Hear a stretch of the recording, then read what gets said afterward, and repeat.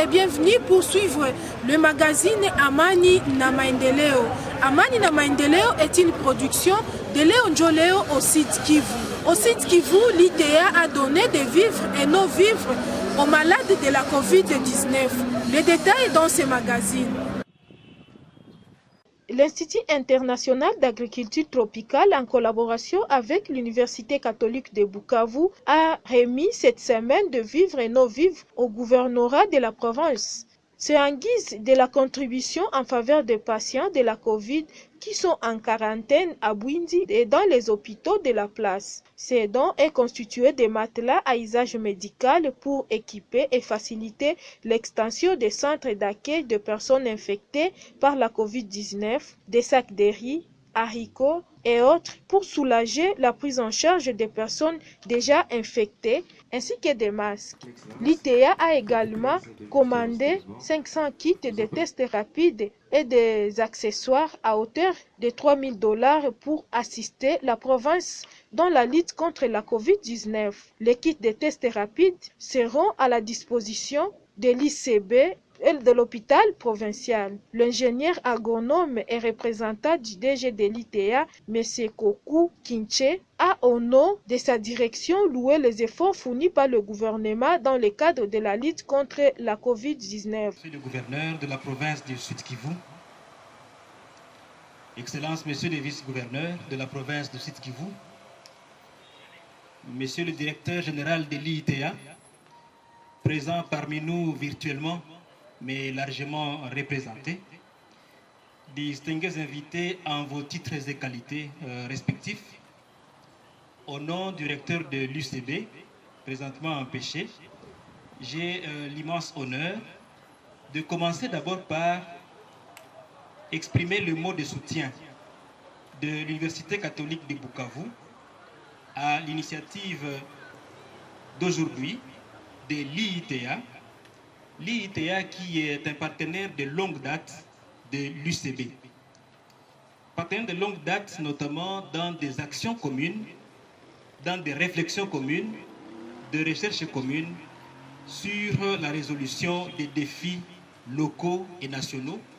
Et donc, naturellement, nous cheminons aussi ensemble dans la réflexion, dans la recherche en ce qui concerne la lutte contre la pandémie qui perturbe beaucoup le monde aujourd'hui, notre pays et notre province du Sud Kivu en particulier. Et beaucoup impliqués dans toutes les initiatives de lutte contre la pandémie, et cela suivant plusieurs formes.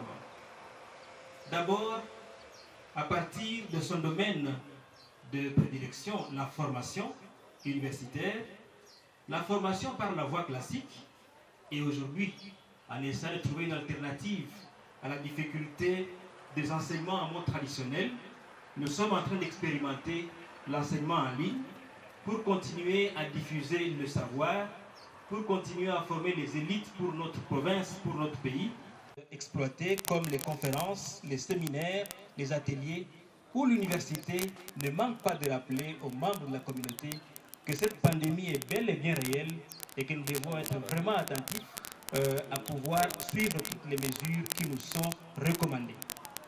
L'université également s'implique à travers la recherche.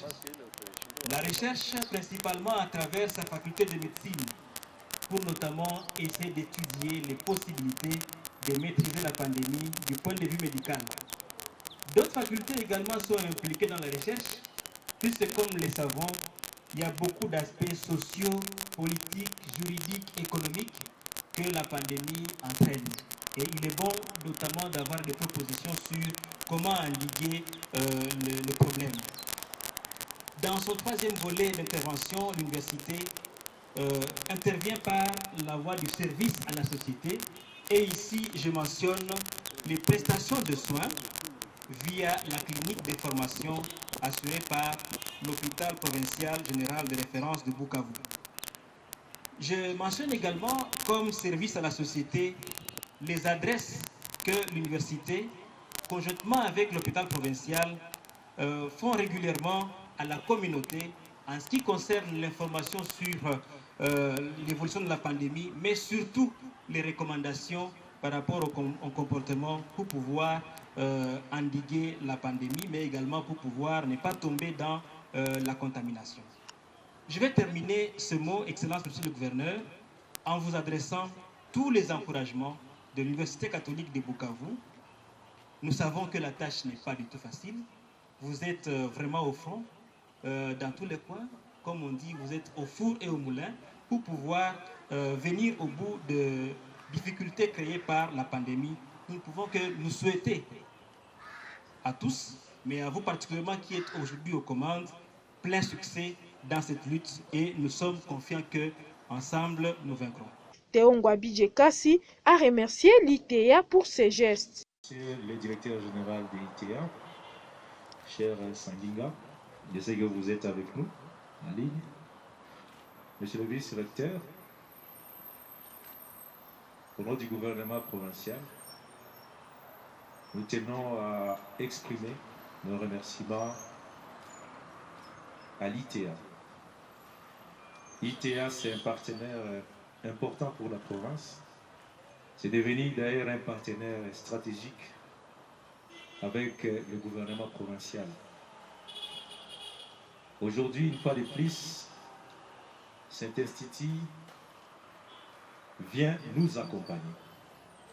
Nous accompagner dans cette lutte contre le coronavirus, en s'associant avec l'Université catholique de Bukavu. Et surtout dans un domaine qui dépasse le cas de la santé. En l'occurrence, les conséquences socio-économiques du Covid dans la province du Sud-Kivu. J'ai retenu aussi que le DG nous a rassurés qu'ils sont en train de finaliser un plan que nous attendons et que nous allons valider ensemble et le mettre en pratique, afin que non seulement sur le plan sanitaire, nous puissions apporter les réponses et surtout vaincre la Covid-19, mais surtout sur les plans socio-économiques, atténuer les risques qui ont été générés par Covid-19.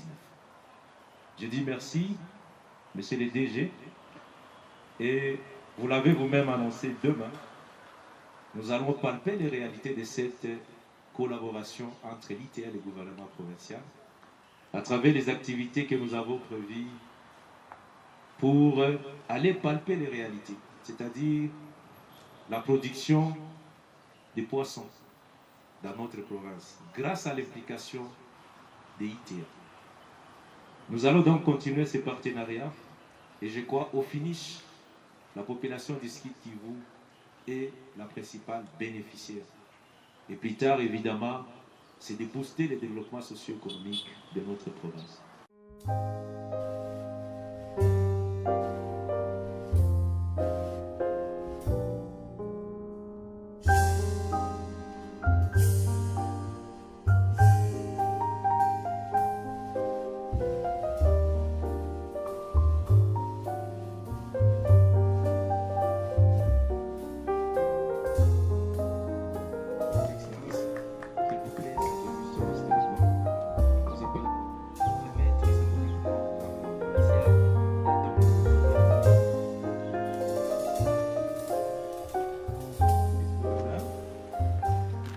L'essentiel a été dit.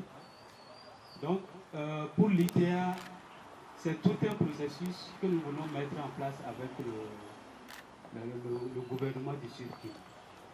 So, pour la séance d'aujourd'hui, l'ITA a mis en place 100 matelas à usage médical pour équiper, faciliter l'extension des centres d'accueil des personnes infectées par le COVID-19. Aussi, nous avons mobilisé 50 sacs de riz, 50 sacs de haricots, 20 bidons de riz pour soulager la prise en charge des personnes infectées. Nous avons également 500 masques pour la prévention du mal. Et nous avons commandé 500 kits de tests rapides et les accessoires de PCR à hauteur de $3 000. Et si d'ici au début de la semaine prochaine, ces matériels arriveront au Sud Kivu, Nous allons les mettre à la disposition de l'UCB avec l'hôpital général et d'autres hôpitaux pour faciliter le processus de lutte contre le Covid-19. C'est un mot que nous disons. Merci. Merci, monsieur.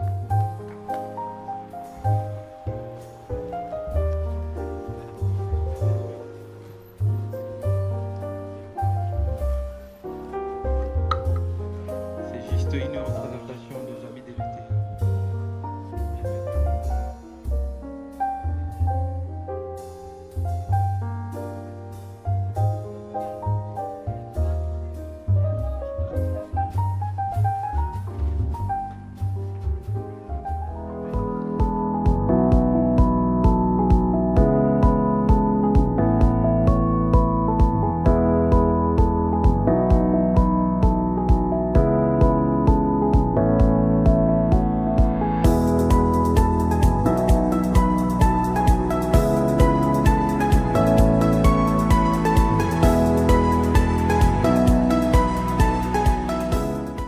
Nina furaha ya kuwasiliana nanyi kwa kipindi Amani na Maendeleo toka leo njo leo katika jimbo la Kivu ya Kusini. Kwa siku ya leo tutagusia mengi kuhusu msaada wa chakula na vifaa vilivyotolewa kwa waanga wa ajali ya moto iliyoripotiwa siku za nyuma pa Irambo mtaani Ibanda. Mengi fateni ripoti na picha. Waanga wa ajali ya kuungua kwa nyumba pa Irambo mtaani Ibanda wametolewa msaada wa chakula na vifaa vingine toka mbunge wa taifa Olivier Mudekereza. Ajali iliyoripotiwa wiki iliyopita ilipelekea zaidi ya jamaa 60 kubaki bila makao. Raia wamefurahishwa na kitendo hicho kwa kuwa tangu waliweza kupoteza vyote, hakuna mtu ambaye amewawia msaada kama vile wamoja wameonesha hapa. Tunaona baba yetu honorable Mudekereza, député national, anakuja kutusalimia. Tumupigie mikono sana.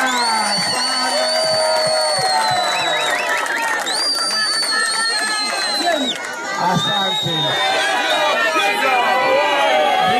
Ndio wa kwanza. Basi tunatafuta tumukaribishe.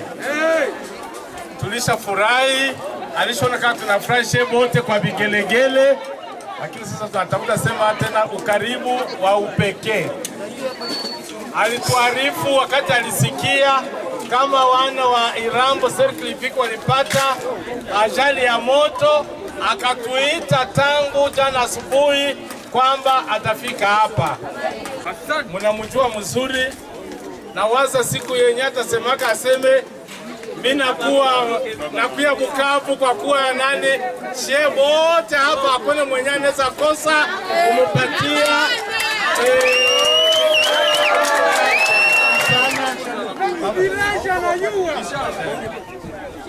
Mtumishi wako Mudekereza Olivier, yeye ni wa kwanza katika Sud Kivu yote.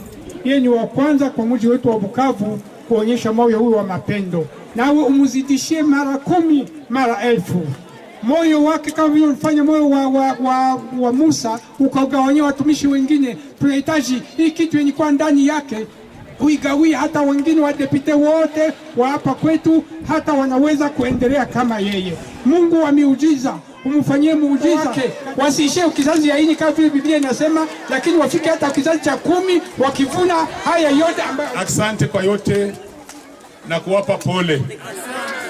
Mwanadamu hawezi kupata pole ya kupana, ni Mungu anapana zaidi.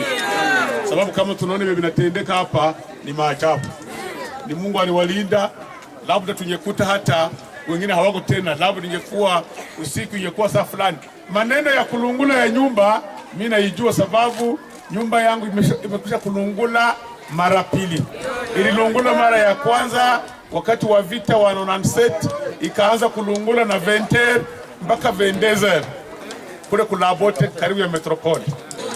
Na siku ingine ya pili nyumba yangu ililungula mdemide, ikaanza kulungula na saa 4 ilikuwa buji mwalimentation wakati. Ndio mimi najua shida ya magumu ya kulunguziwa nyumba na kupoteza.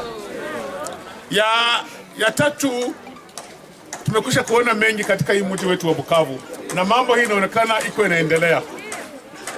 Lazima serikali iendelee kujifunza kupata suluhisho. Kama tumefika hapa leo, ninasema kwanza asante tena kwa Mungu kuona mtumishi wa Mungu ameweka Mungu mbele, na Mungu ambaye anawajua apate kuleta jibu mkubwa kwa ajili ya shida yenu yote. Kama nimepita hapa, ni kusema nilipita tu wakati niliposikia maneno yalifanyika kule Kabiname, ilirudi inakuwa hapa Yulo Luzibana kwa pia ikarudi inakuwa kule Kanza, hii juzi ilirudi inakuwa Kadutu kule Funo, leo inakuwa hapa. Nisikia jana magharibi nyumba Kiamba.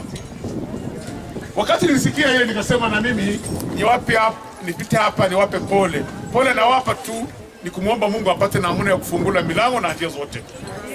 Na juzi mwezi huu ulipita tulikuwa kule Uvira. Tukakumbuka kama tulikuwa na kitu kidogo, tukasema tuende naye Uvira. Kama tulirudi Uvira, tulirudi kule Kadutu nako juzi kitu kidogo.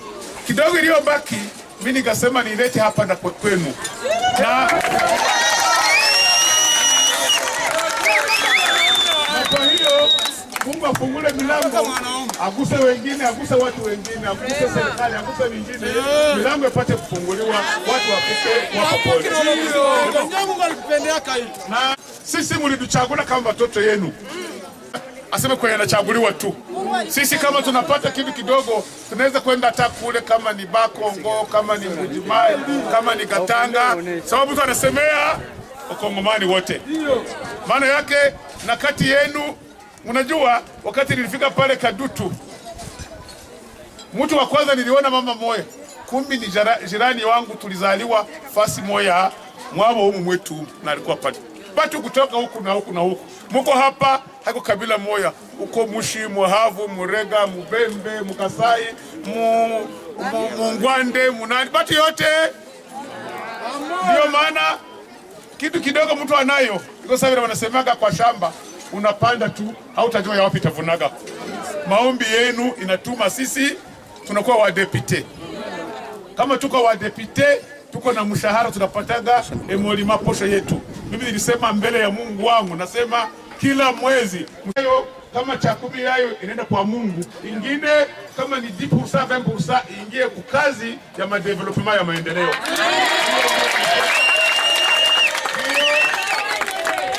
Hiyo ni ahadi yangu mbele za Mungu, hatungalipata. Shukrani moyo ni kusema iwe kidogo, iwe nini, tunakuwa karibu yenu. Na ni kwa hiyo nisema hii kidogo niko nayo nilete. Haiko vitu mingi lakini kitu kidogo lakini ya upendo. Hapa tulisema taileta hapa sasa hivi. Tulisema sisi tunalimaga hata mashamba. Ndio mtaiona. Nilisema nilikutaniwa ningali karibu na 7 kilo ya mchele ya mshamba yangu ya kule Mkulene ya Ruzizi. Nikaona niko na desa 50 kilo ya bunga. Nikasema tu mtu anaweza kununua hata bui. Tukuya hata na 50 kilo ya sukari. Tunakuya na chumvi, mtu hawezi kukula bila chumvi.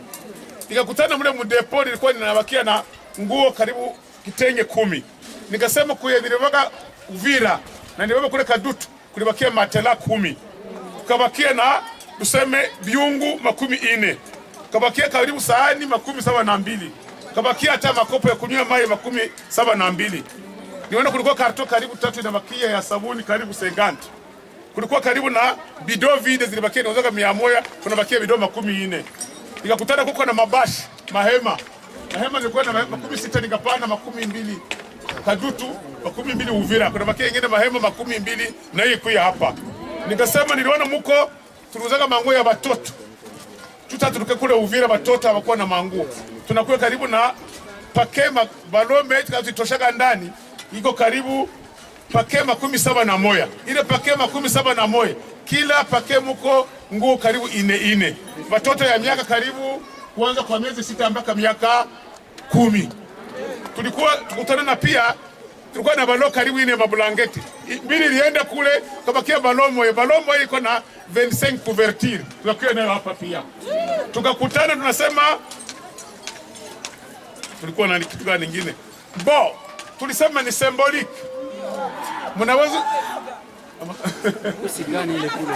Mnajua muko watu mingi hapa. Kama nilifika kule nikaambia watu mfano moya, wakati motogari lilunguza watu kule Uvira Sange. Kama tulifika pale, nilikuwa mkubwa wa feki, nilikuwa na milsensa, tukasaidia watu. Kama nilirudia nikaenda kule Kinshasa, nikaambia wenzetu wote wa komesa kule kwetu nyumba watu walilungula na motogari, balikufa watu 310 magumu mingi. Wenzetu nikasema ni nyumba ya mtu mzima, tukasema ni mtu mzima. Ni nyumba iko ya maburiki kule, niko ya sima, iko na 3 chambres. Mtu mmoja kati ya watu alikuwa na ikala, akatosha $10,000. Mwingine alikuwa pembeni akatosha 10,000. Mwingine 10,000, bakaenea watu 10, bakaeneza $100,000. Bakatupa, tukaenda Sange. Kama kuko hapa na hiyo Sange, tukajenga nyumba 36, 36 mezo, ambrik do, sima manjanja. Alafu tunaenda kugabula zile manyumba. Tukagabula nyumba 36 je, kubatu 313. Benyewe wakaamua wakasema, mwanzo ya kugabula zile manyumba, tunaangalia kuko mwenye alipata shida. Kule Uvira ile wakati, kuko mwenye alikufaga, mama anakufa na baba anakufa na watoto wanakufa. Kuna bakia labda mmoja wao. Wakasema benyewe mwenye alifisha bwana, alifisha bibi, alifisha mtoto, ndio wa kwanza apewe nyumba. Kwa karibu watu sawa ngapi? Nyumba kwanza 10 zikaingia vile. Wakasema ya pili, mtu alifia bwana, fisha bwana au mtoto, au yepeka na bakia mmoja. Karibu watu 10 nao wakapatiwa nyumba 10. Wakasema ya kwamba mwenyewe alilungula na moto, lakini angali mzima. Kwa mama alilungulaga ngamba moja hivi analungulaga. Bali karibu 6. Zile nyumba zote mwana bakia yatima. Zile nyumba 36 zikaingia wenyewe kuamua, zikaingia kwa watu 36, familia zilipoteza au zinabaki moja. Juzi tulikuwa kule Kadutu, matela 10. Na watu walikuwa karibu 18 au 16 na. Tazikabula wenyewe wakasema nono, taangalia mbatu mwenye hana kitu au mlemavu anashindwa na nini au mama wa mimba.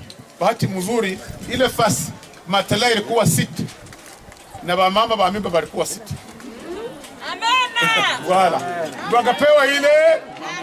Kuna kitu kinaweza kufika watu wanaacha ubishi. Ndio maana kama tunakuja hapa na hii matalasa wa 10 mko nayo, mtaangalia nyinyi wenyewe, unaweza kuona nani mlemavu mwenye kuteswa zaidi anaweza kupewa hii.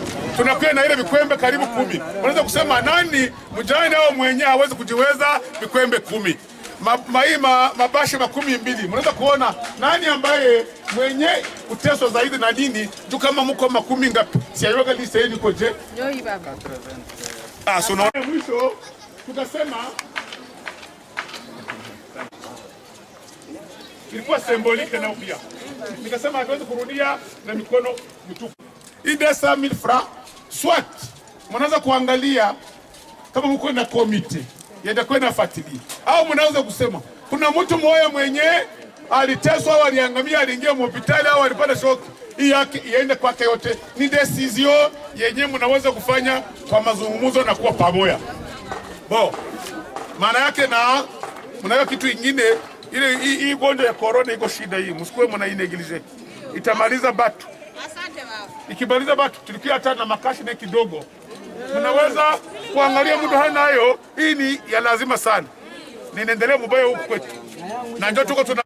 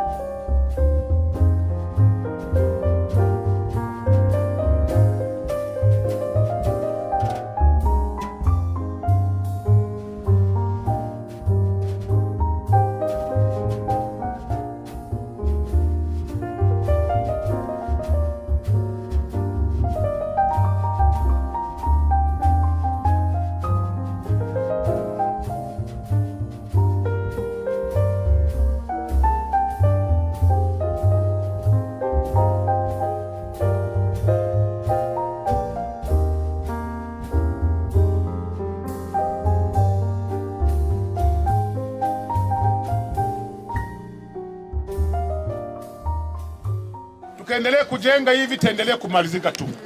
Ukose maparcele, tazala watoto wanaongezeka, wataingia wapi? Kule tunaendeka mainchi zingine ziliendeleka namna gani? Kama hii mwingine iko hapa yote. Nisha kumwambia serikali, tunabonesha na maproposition. Leta ingine mdunia, najua deta yetu iko na magumu. Bangali kamata hii kate yote, banairaze inaisha yote. Kama banairaze, banayenga nyumba 5 tu. Nyumba moja inaanzia hapa, uko na yangalia inafika pale. Ile banasema kwa leta mdunia ingine logement sociaux. Hayo kusema juu inakuwa maburiki nyumba mrefu butalipa mamilio, hapana. Fasi ingine banalipa hata $20 par mois, $10 par mois. Na nyumba iko. Banakamata fasi kidogo sawa ile, banaweka mayani pale, watoto banatoka mule, banachezea pale. Banaweka fasi kidogo pale, watoto banatoka banacheza kabumbu pale. Wanatoka pale, tunakutana masomo, kanisa iko. Ile njoo maendeleo. Kama hatufikie mwa ile, tutamalizika sisi bote. Hata unasema unaenga mzuri pembeni pale, moto itakukuta tu. Kama tunabanana mungezi itakuya mai inafunga, itatumeza tu. Maana yake tuko tunamwambia serikali afanya ile. Mnaiwa kwanza nilisema na ndabisema kwa radio ya hapo leo na wengine. Tunataka nchi iwe na amani. Kama ingekuwa na amani, angalia sasa, balisema bako na zile manyumba banasema fabrike. Zile prefabrike. Zile wanafungia batu. Leo zile ziko kule Tanzania zitaenda wapi sasa? Kama hatupati solution, zile manyumba kama leta hazi lete kule zitakuwa na magazinage, mwisho zinaweza kuozea pale, banazitupa tabu lake. Inaomba sasa serikali angalifanya nguvu apate solution je ile maneno. Wanaambia sawa ule mzungu anapona na anarudia. Leta njoo role ya leta ile. Ile njoo ile. Wewe njoo baba. Njoo ile tunasema, unakuwa na maidea yapi? Sika kwa sema nasikia pia. Mawazo sana. Ya mzuri ndio. Matela na blanketi. Wanasema hivi. Watu wanasemea juu ni kupure basi na gati na matela. Kwa mama mama ndio tunakamata matelai na wao kamata hii matela.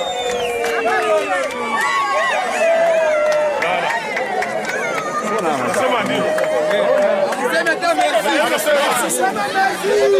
Tunashukuru sana papa Mtekeleza Olive. Honorable. Merci beaucoup, na kama wengine honorable wanaweza kuwa na roho saa yako itasaidia nchi yetu sana. Merci beaucoup, na tunajua Mungu atakusaidia. Mama naye aseme tu. Sema dada. Kiswahili lunga ndo.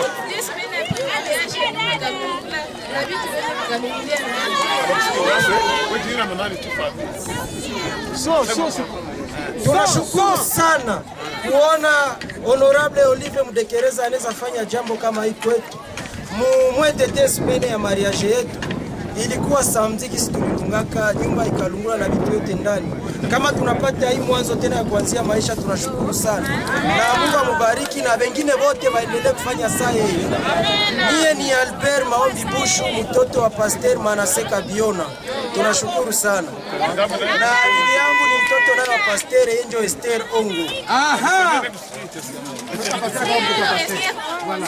wa Pasteur Ongo Bikire wa kanisa Senga Chidasa. Tunashukuru sana kwa msaada huu na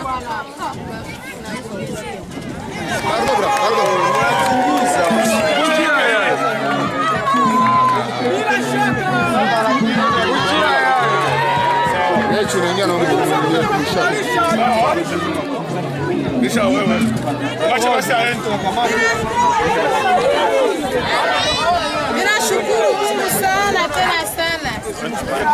Ile ajali ya moto nilipataka na niko Shabade alishagonga. Honorable Mungu kubariki na kukubariki. Kama hivi mnakuwa panjalo ya watoto hivi, mnakuwa tena mpia ya hivi.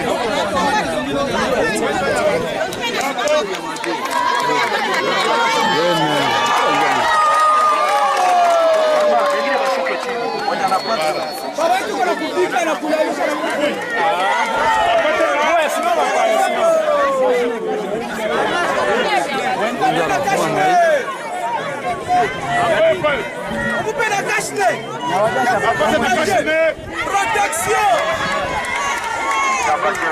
Amifanane kashine yake hii. Honorable ataingiza kisha iko special anapata. Wapi kudeka? Yeye. Ndio. Batia papa mzee. Wapi?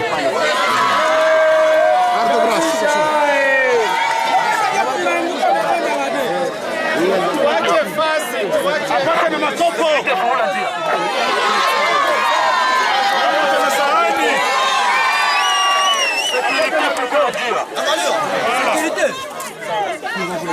Bo.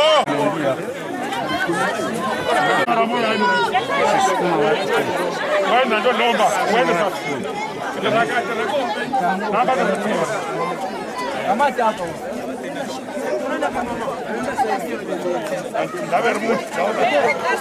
Ndio huko mama. Kama ya tatu hii ndio matala ya tatu wanasema huyu mama naye ni mjani apewe wengine matala moja. Na baba apewe matala nyingine moja. Mwenyewe na watoto baloko unaona twende tunafunga hii manguo. Uko na koshe. Ata koshe. Uko na mko manguo. Tangalia mama mwenyewe. Na mko na koshe. Unaona ni hii ni mpya haya bale wakata mzazi mzuri anakupatia honorable anakupatia tupate tena mtu kama wewe mama Rafa anapenda kila punguzia kwa nangu ndio mtu anaweza lomba lomba tu vile benyona lomba imo kwa mama Rafa hii nguo na matalamu wewe nani? Mabashe? Huyu? Upande mwingine mbunge Olive Mudekereza alisema ametenda hivyo kwa kuwa wahanga wa ajali ya moto iliyoripotiwa Pairambo wanakuwa wakikabiliwa na magumu siku kwa siku tangu waliweza kupoteza nyumba na vifaa vya lazima sana. Hakuna kitu ya kunisukuma, ni habari ya upendo tu. Tunapaswa kuwa na huruma na upendo kwa wengine. Ni wakati wa magumu ndio watu wanakumbuka wengine. Tumeona hapa kijana mwalioa ile siku kama ya posho na nyumba ikamlungulia. Unaona anapata matela, anapata basha, anapata kikwembe, anapata blanketi, anafurahi. Ni kitu kidogo lakini inampa moyo. Haiko tunafanya hapa ndio inaweza kufariji mtu anapoteza nyumba na vyote. Unaona huyo mama mjane bwana yake ni alikufa. Anapata matela na furahi na kitenge. Unaona huyu baba mwenyewe hana tena bibi na nyumba yake ilungula hapa. Na bibi yake alimlunguzia nyumba. Na ni mwalimu, anapata matela na furahi na bash na kikwembe. Hii kitu kidogo tulikuwa nayo.